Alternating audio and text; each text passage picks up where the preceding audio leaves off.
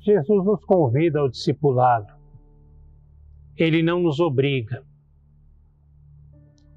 Afinal, quem não quiser ser discípulo de Jesus tem toda a liberdade de escolher outro caminho.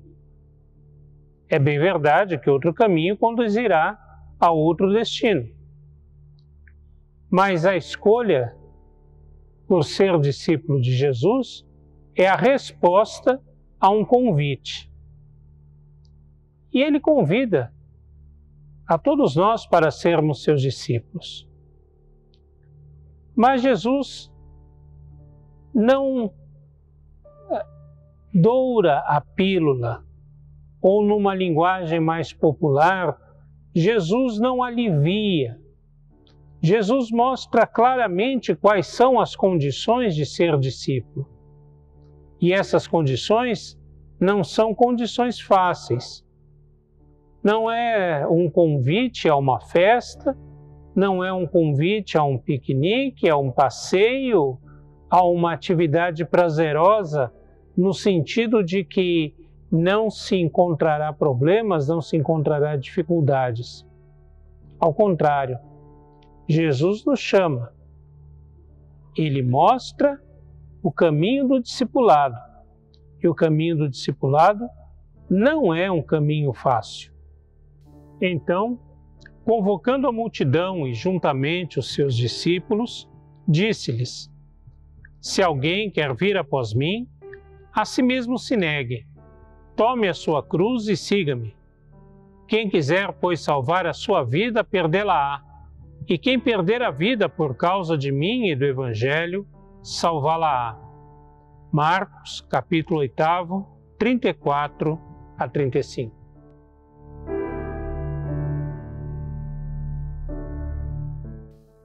Todas as pessoas têm as suas ambições, os seus desejos, as suas propostas de vida. Tem aquilo que almejam alcançar durante os seus dias. Isso é normal e nós até estimulamos isso com as crianças desde pequenas. Nós dizemos para elas ou perguntamos para elas: o que você quer ser quando crescer? E a criança geralmente diz lá uma profissão, geralmente alguma coisa romantizada, bonita, que ela tenha visto acontecer por perto ou na televisão. Mas essas ambições são fomentadas em nós desde pequenos e não são ilegítimas por si. É normal querermos ter uma vida assim, teremos nos estabelecer, ter uma profissão legítima, uma profissão em que possamos ser úteis à sociedade e, através dela, conquistarmos o nosso sustento. Almejarmos outras coisas, como a aceitação social, como a ascensão econômica.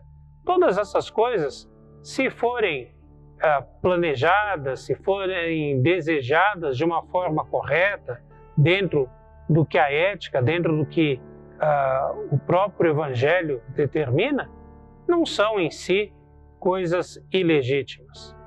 Muito pelo contrário, é normal, natural de todos nós.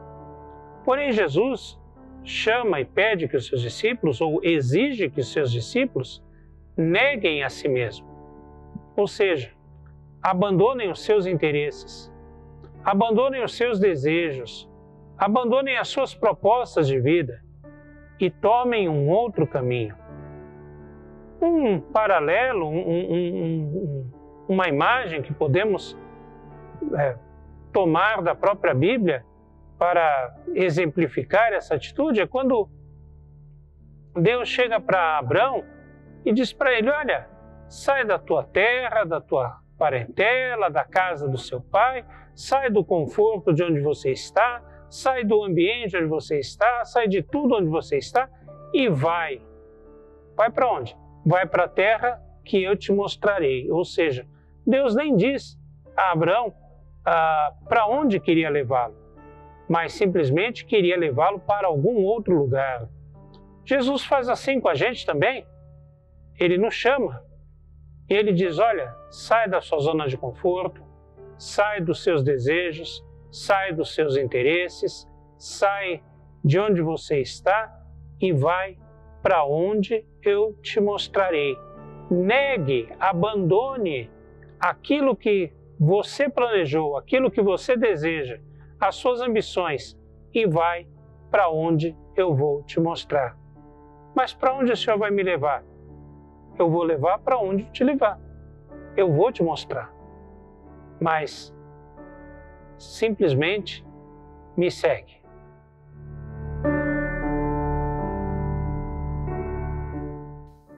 A segunda condição que Jesus coloca para o discipulado é de tomar a sua cruz.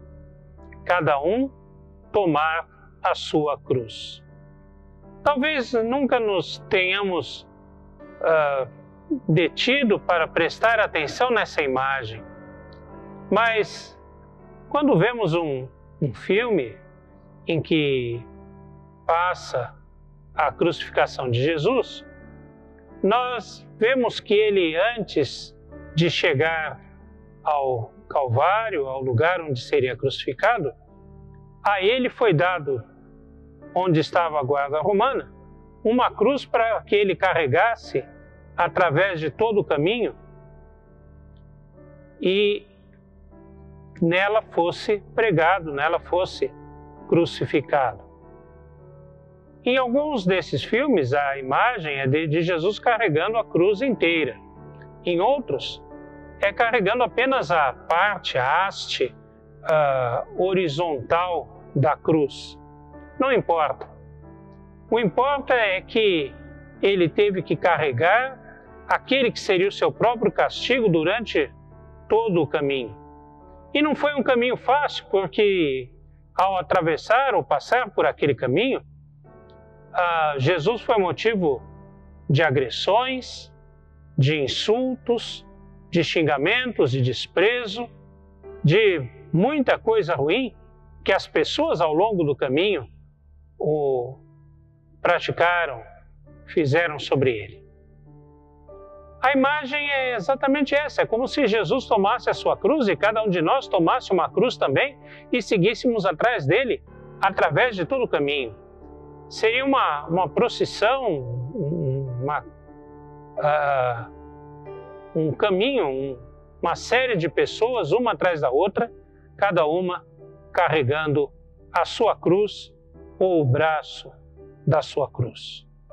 Portanto, é uma imagem horrorosa, uma imagem de dor, de sofrimento, uma imagem de quem sofre escárnio, violência, de quem sofre rejeição das pessoas, justamente por estar tomando, por estar carregando aquela cruz. Mas a cruz não é ruim somente pelo caminho que ela percorre.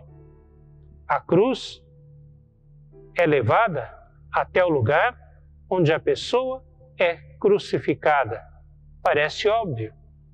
Mas muitas pessoas acham que tomar a cruz é como ir numa festa, é como ir passear no shopping, é uma coisa sem maior profundidade, sem maior alcance, sem maior responsabilidade. E não. A cruz nos conduz à morte do nosso eu. E mais ainda, Jesus carregou a cruz para nela levar sobre si o nosso pecado. Portanto, cada um tomar a sua cruz e ir até o seu próprio Gólgota, ir até o seu próprio Calvário, melhor dizendo, significa cada um tomar a renúncia dos seus pecados, cada um tomar a renúncia a um mundo de violência, de egoísmo, de injustiça e buscar o reino de Deus, nem que para isso signifique o seu próprio sofrimento, a sua própria morte.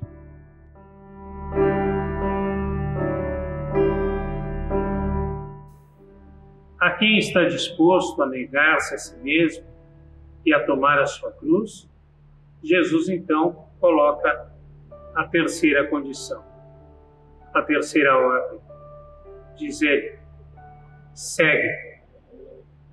Seguir a Jesus tem as suas implicações.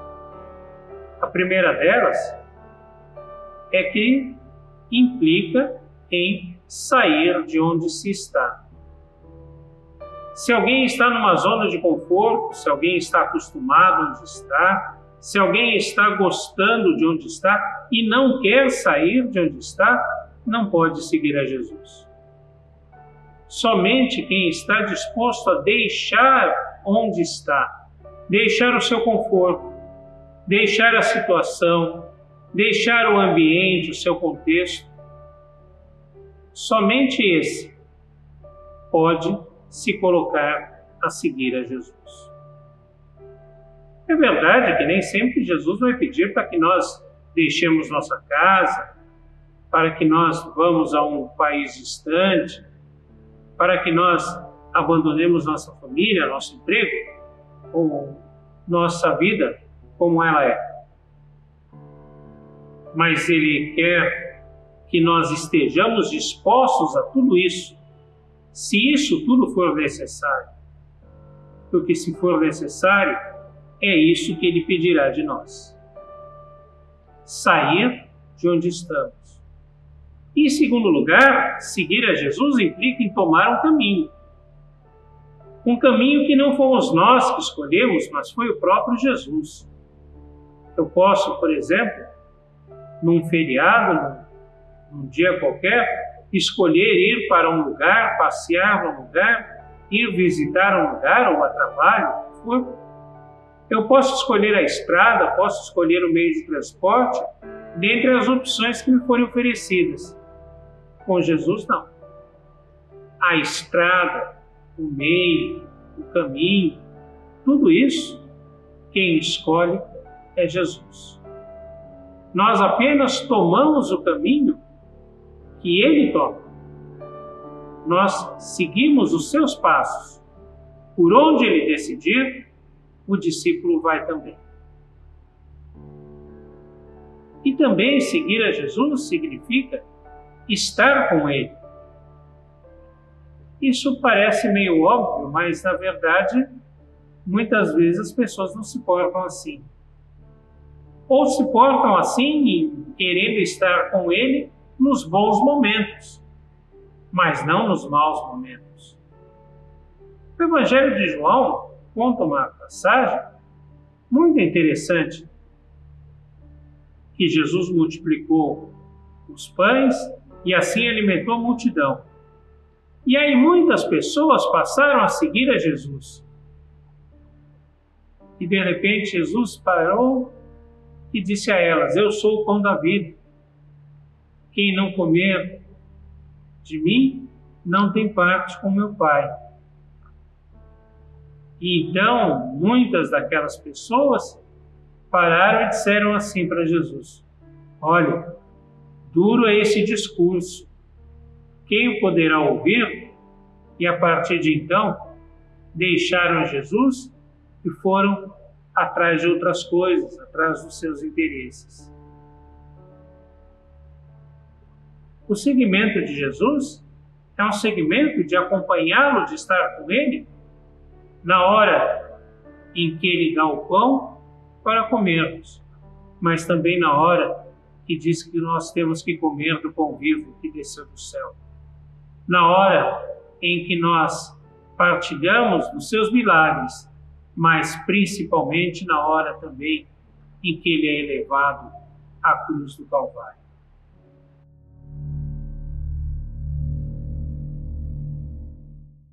É uma atividade muito gostosa quando num dia livre ou mesmo nas férias, saímos com alguns amigos e vamos para uma cidade, um lugar um pouco distante, e vamos em vários carros em que vão seguindo um ao outro. A alegria e o prazer do passeio não está só no destino, mas no próprio percorrer a estrada, indo atrás do outro, parando, vendo paisagens, apreciando as belezas naturais do caminho. Mas isso é muito bom, muito gostoso, num caminho tranquilo, de belas paisagens, de belezas que podemos apreciar, de um clima gostoso. É gostoso seguir alguém que conhece um caminho assim e aprender novos caminhos.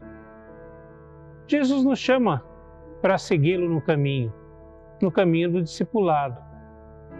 Só que esse caminho que Jesus nos chama não é um caminho de uma estrada asfaltada, plana, lisa, com curvas suaves, em que podemos desenvolver uma boa velocidade, ir com prazer, com alegria, apreciando o que nos cerca.